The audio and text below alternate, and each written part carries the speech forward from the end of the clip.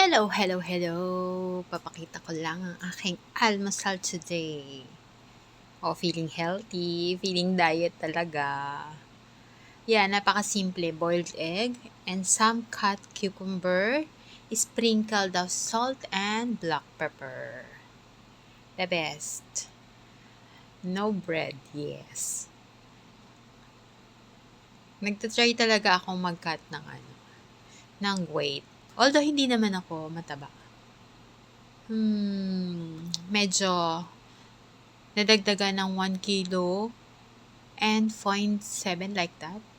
So, kailangan natin trim yun. And dahil wala na akong time mag-exercise, dadaanin ko na lang sa food. Promise, ang sarap niya. Lalo pag bago ang cucumber nyo, tapos crunchy. The best talaga. So, yun lang guys. Promise, na-realize kong bagal ko palang kumain. Konti lang siya pero inabot siya ng ilang minuto. Kailangan ko pa siya i-cut, trim para may clay siya.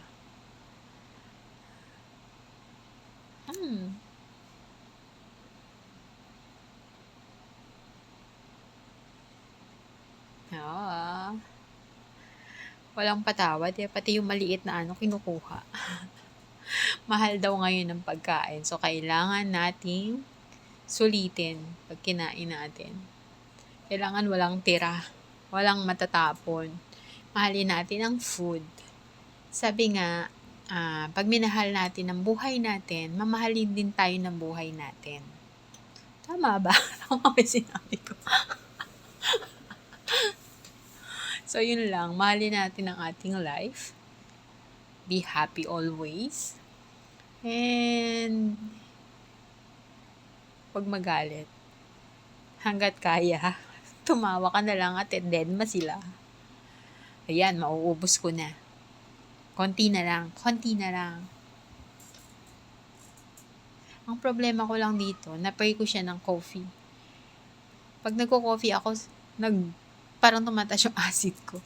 Sakit mura pagdating ng hapon. So, yan, konti na lang. So, bukas naman kaya ang aking kakainin?